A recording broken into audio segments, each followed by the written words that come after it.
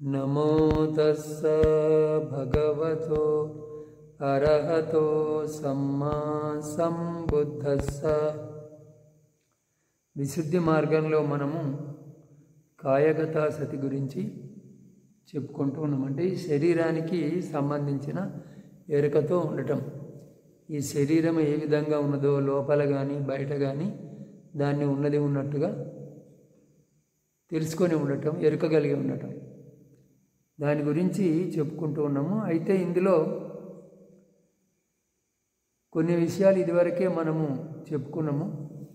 అశుభ నిర్దేశంలో అంటే శవాలకు సంబంధించిన కర్మస్థానం విషయంలో, తర్వాత కసినాల విషయంలో కొన్ని చెప్పుకున్నాము. తక్కిన విషయాలు ఇప్పుడు చెప్పుకుందాం. తక్కిన విషయాలు అంటే ఇప్పుడు ఇందులో కేశానక అని ఇట్లా స్మరించుకుంటూ ఉంటారు కదా, కేశాలోమ నక దంత అని ఇట్లా పాలీలో స్మరించుకుంటూ ఉంటారు. అంటే ఇది కూడా ఒక కర్మస్థానమే. వాటి గురించిన వివరాలు ఈరోజు చెప్పుకుందాం. మరల భిక్షువులారా, సాధకుడు ఇదే శరీరాన్ని పాదాల వద్ద నుండి తల వెంట్రుకల వరకు చర్మంతో కప్పబడినదిగా, అనేక విధాల మలినాలతో నిండి ఉన్నదిగా ఇలా చూస్తాడు. ఇదే శరీరంలో వెంట్రుకలు, రోమాలు, గోళ్ళు, పండ్లు, చర్మము, మాంసము, కండరాలు, ఎముకలు, మూలుగ, మూత్రపిండాలు, గుండె, కాలేయము, క్లోమము, ప్లీహము, నరాలు, పేగులు, పేగుల బంధనాలు, కడుపులోని పదార్థాలు, మలము, మెదడు, పైత్యం, కఫం, చీము, రక్తం, చెమట, మజ్జ, కన్నీరు, కొవ్వు, ఉమ్మి, చీమిడి, లసిక ఇటువంటివి ఉన్నాయి. ఇవన్నీ ఈ శరీరంలో ఉన్నాయి. మరి ఈ విధంగా మెదడును ఎముక మూలుగలో భాగంగా భావిస్తూ ప్రతికూల మనసికారంగా ఉపదేశింపబడిన 32 విధాలుగా గల కర్మస్థానమే ఇచట కాయగత సతిగా చెప్పబడింది.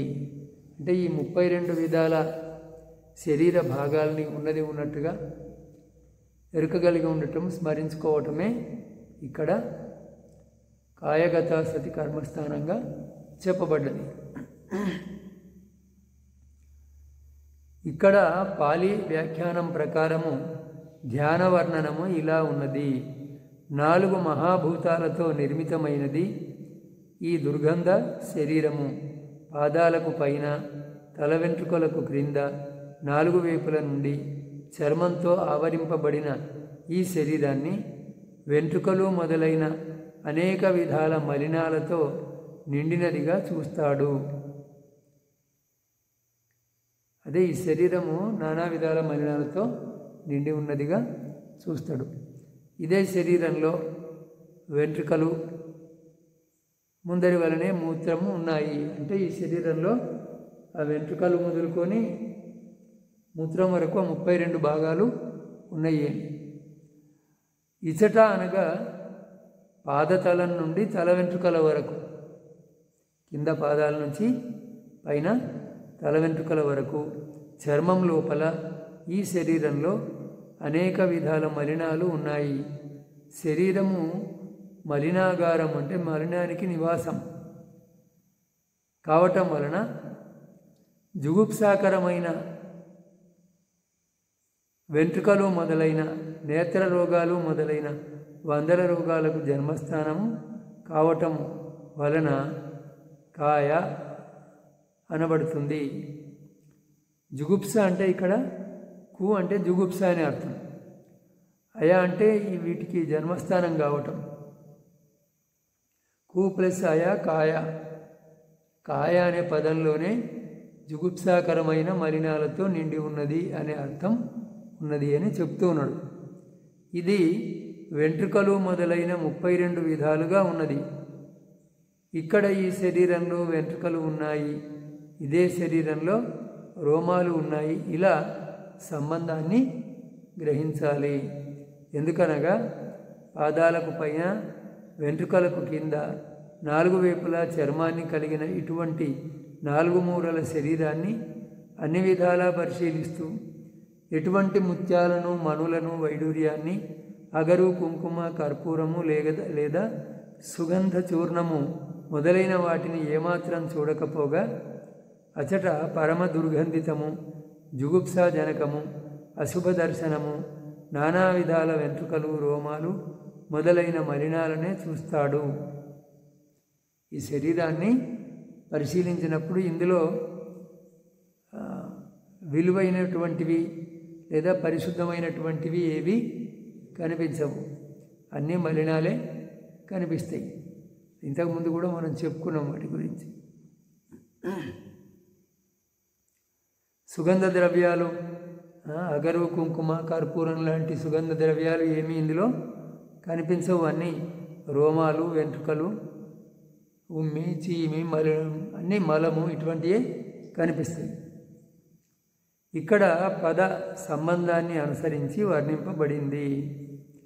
ఇక దీన్ని పెంపొందించుకోవాలనుకునే కులపుత్రుడు కళ్యాణమిత్రుని వద్దకు పోయి, ఇంతకుముందు చెప్పుకున్నాం కళ్యాణ మిత్రుని వద్దకు ఎట్లా వెళ్ళాలా, ధ్యానానికి విఘ్నకారకాలైన విషయాలను ఎలా వదిలిపెట్టాలా అవన్నీ చెప్పుకున్నాం. ఆ విధంగా కళ్యాణమిత్రుని వద్దకు పోయి ఈ కర్మస్థానాన్ని గ్రహించాలి. ఆ కర్మస్థానం ఉపదేశకుడు కూడా 7 రకాల ఉద్గ్రహ కౌశల్యాన్ని నేర్చుకోవటంలో నైపుణ్యాన్ని, 10 రకాల మనసికార కౌశల్యాన్ని తెలియజేయాలి. ఆ కళ్యాణమిత్రుడు, ఆ గురువు, ఉపాధ్యాయుడు కూడా 7 రకాలుగా ఉద్గ్రహ కౌశల్యాన్ని నేర్చుకోవటంలో నైపుణ్యాన్ని, గ్రహించటంలో నైపుణ్యాన్ని, చింతన చేయటంలో నైపుణ్యాన్ని తెలియజేయాలి. దీనిలో మాటతో, మనస్సుతో, వర్ణంతో, ఆకారంతో, దిక్కుతో, స్థలంతో, విభాగంతో ఇలా 7 విధాల ఉద్గ్రహ కౌశల్యాన్ని తెలియజేయాలి. అంటే దాన్ని 7 విధాలుగా ఎట్లా గ్రహించాలా అనే విషయాన్ని చెప్తున్నాడు. మాటల ద్వారా, అంటే విన్న మాటల ద్వారా గ్రహించాలా, మనసుతో గ్రహించాలా, దాని యొక్క ఆ రంగుతో, ఈ 32 వస్తువులు ఉన్నాయి కదా, మలిన వస్తువులు, వాటి యొక్క రంగుతో, దాని ఆకారము, దాని దిక్కు, అది ఎక్కడ ఉందో స్థలము, దాని విభాగము, ఈ విధంగా 7 విధాలుగా దాని గురించిన ఉద్గ్రహ కౌశల్యాన్ని, అంటే గ్రహించే నేర్పును తెలుసుకోవాలా. ఈ ప్రతికూల చింతనతో కూడిన కర్మస్థానాన్ని 3 పిటకాలలో పారంగతుడైన వాడు చింతన చేసేటప్పుడు మొట్టమొదట పైకి అంటూ వాచాయ సజ్జాయతో స్మరించాలి. కొందరకు మలయవాసి మహాదేవ స్థవిరుని వద్ద కర్మస్థానాన్ని గ్రహించిన 2 స్థవిరుల వలె ఉచ్చరిస్తూ ఉన్నప్పుడే కర్మస్థానము స్పష్టంగా గోచరిస్తూ ఉంటుంది. 3 పిటకాలకు సంబంధించిన జ్ఞానం ఉన్నటువంటి వాడు కూడా దీన్ని చింతన చేసేటప్పుడు పైకి అంటూ చింతన చేయాలి, స్మరించాలి. కొందరకు ఈ మలయవాసి, ఇదంతా మలయవాసి అంటే త్రికోణమలయ అంటారు శ్రీలంకలో. అక్కడ నివసించే మహాదేవ స్థవిరుని వద్ద 2 స్థవిరులు కర్మస్థానాన్ని పొందుతారు. వాళ్ళిద్దరూ 2-3 నికాయాలలో పారంగతులు. దీఘ, మధ్యమ, సంయుక్త, అంగుత్తర ఇవి ఉన్నాయి కదా, వాళ్ళు ఒక్కొక్కరు 2-3 నికాయాల్లో పారంగతులు. అయినప్పటికీ వాళ్ళకు గురువు ఏం చెప్పిండు, ఈ కేశ, నఖ, లోమ, దంత వీటినే 4 నెలల వరకు బిగ్గరగా పైకి ఉచ్చరిస్తూ చదవండి అని చెప్పిండు. వారు కూడా అంత జ్ఞానం ఉన్నప్పటికీ పిటకాలకు సంబంధించిన 2-3 నికాయాల్లో పారంగతులైనప్పటికీ ఆచార్యునికి ప్రదక్షిణాపూర్వకంగా నమస్కరించి కర్మస్థానాన్ని గ్రహించారు. ఆచార్యునికి ప్రదక్షిణాపూర్వకంగా నమస్కరించి కర్మస్థానాన్ని గ్రహించారు.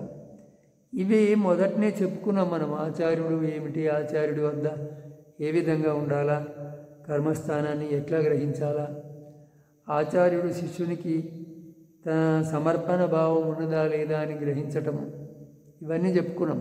మొదట చెప్పుకున్నాం కదా, ఒక శిష్యుడు మీకు మేలు కలిగిస్తుంది అంటే 100 పురుష ప్రమాణాల లోతున్న లోయలో దూకడానికి కూడా నేను సిద్ధము అంటాడు.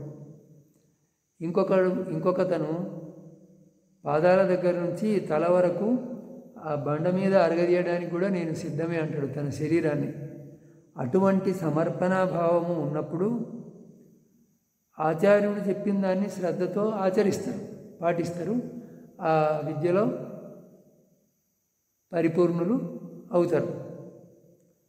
వాళ్ళు ఆ విధంగా 4 నెలలు పఠిస్తూ ఉన్నప్పుడే శ్రోతాపన్న ఫలాన్ని పొందారు.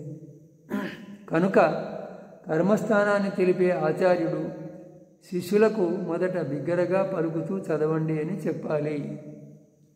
అట్లా చదువుతూ ఉన్నప్పుడు అది మనసులో కూర్చుండిపోతుంది. ఏదైనా జ్ఞాపకం చేయాలంటే కూడా నేను చెబుతూ ఉంటాను, మీరు అటు ఇటు తిరుగుతూ బిగ్గరగా అది చదవండి, పైకి చదివితే అది జ్ఞాపకం అవుతుంది.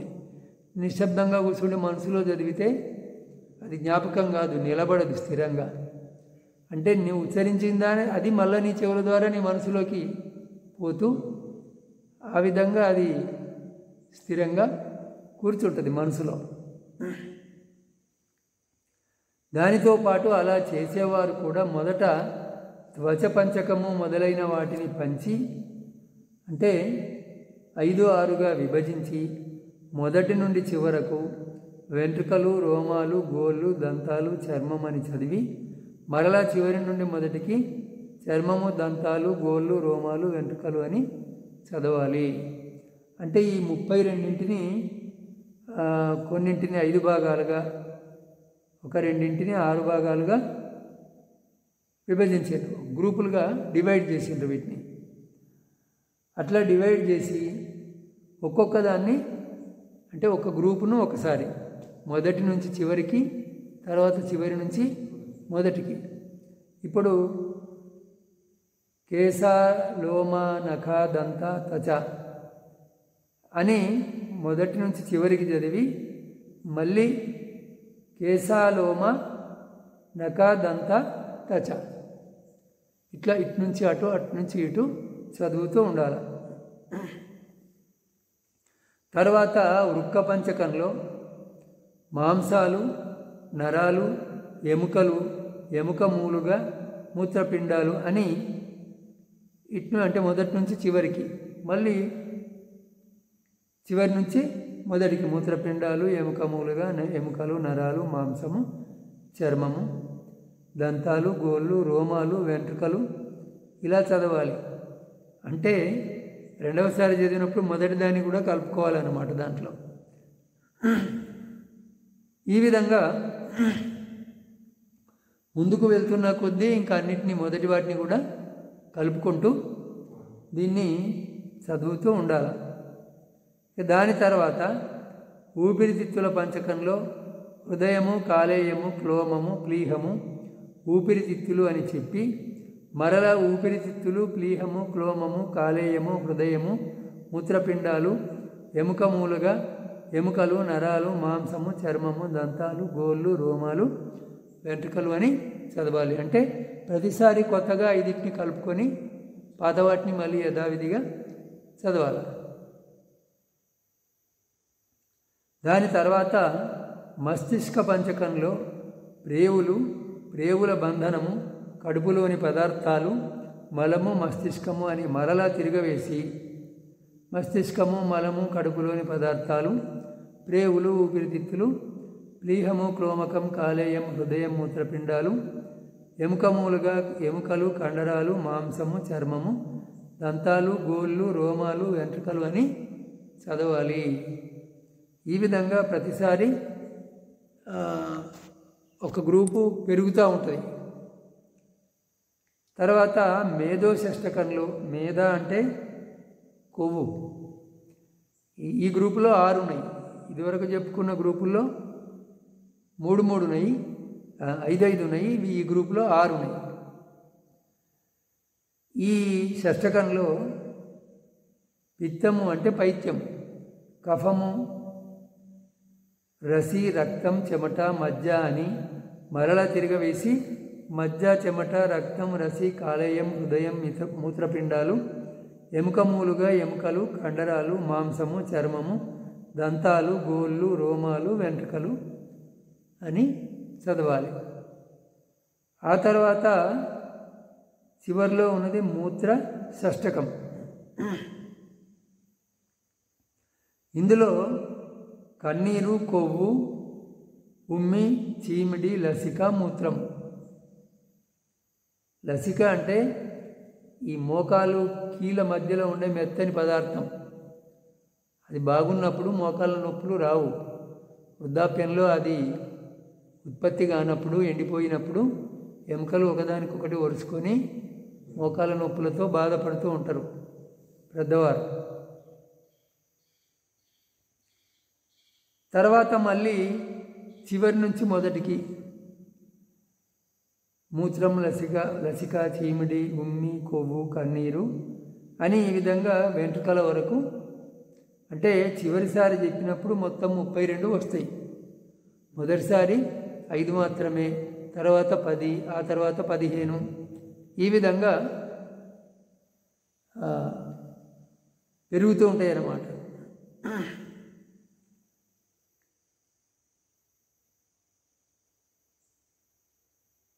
ఇలా 100 సార్లు, 1000 సార్లు, 1,00,000 సార్లు కూడా గట్టిగా అంటూ చదవాలి. అదే ఒక జపం అన్నమాట. ఎందుకనగా పైకి అంటూ చదవటం వలన కర్మస్థానం బాగా పరిచయం అవుతుంది. చిత్తం కూడా అటు ఇటు పరుగెత్తదు. చేతివేళ్ల వరుసల, ప్రహారీ గోడలోని స్తంభాల వరుసల అనిపిస్తుంది. అంటే ఒకదానితో తర్వాత ఒకటి వరుసగా మనసులో స్థిరంగా కూర్చుండిపోతాయి అని. పైకి అంటున్నట్లుగానే మనసులో కూడా చదవాలి. మనసాపి సజ్జాయతో అంటే మనసులో కూడా స్వాధ్యాయం చేయాలి, చదవాలి. నోటితో పలుకుతూ చేసిన పాఠము మనసులో చేసే పాఠానికి కారణమవుతుంది.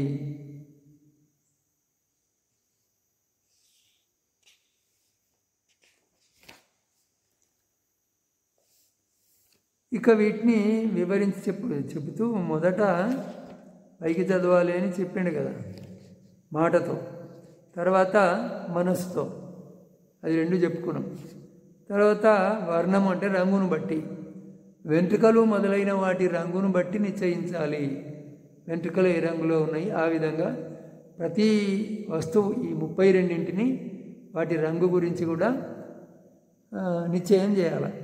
ఆకారాన్ని బట్టి, ఆ తర్వాత దిశను బట్టి, అది శరీరంలో ఎక్కడున్నది, పైకి ఉన్నదా కిందికి ఉన్నదా, అంటే ఎక్కడి నుంచి పైకి ఎక్కడి నుంచి కిందికి అంటే నాభి నుంచి పైకి, నాభి కింద ఉన్నది కిందికి అని. స్థానాన్ని బట్టి ఈ భాగము శరీరంలో ఈ స్థానంలో ఉన్నది అని ఈ విధంగా. హద్దును బట్టి, హద్దు విభాగము 2 విధాలు, సభాగ విభాగము, విసభాగ విభాగము. అంటే సభాగ విభాగం అంటే సమానత్వం ఆధారంగా హద్దును నిశ్చయించటము, అసమానత ఆధారంగా హద్దును నిర్ణయించటం విసభాగ విభాగం. దీనిలో ఇచ్చట ఏ భాగాలు కింద పైన 4 దిక్కుల నుండి దీనితో విభజింపబడినాయో అవి సభాగ విభాగాలని గ్రహించాలి. వెంట్రుకలు రోమాలు కావు, రోమాలు వెంట్రుకలు కావు. ఇది సభాగ విభాగం కాదు. ఇది వేరుగా ఉండటం విసభాగ విభాగం. ఇది వెంట్రుకలు రోమాలు కావు, రోమాలు వెంట్రుకలు కావు అనేది విసభాగ విభాగం అని మళ్ళీ మనం చెప్పుకునేటప్పుడు క్లియర్గా అర్థమవుతుంది ఒక్కొక్క దాని గురించి. ఈరోజు ఇక్కడికి ముగిద్దాం, చాలా సమయం.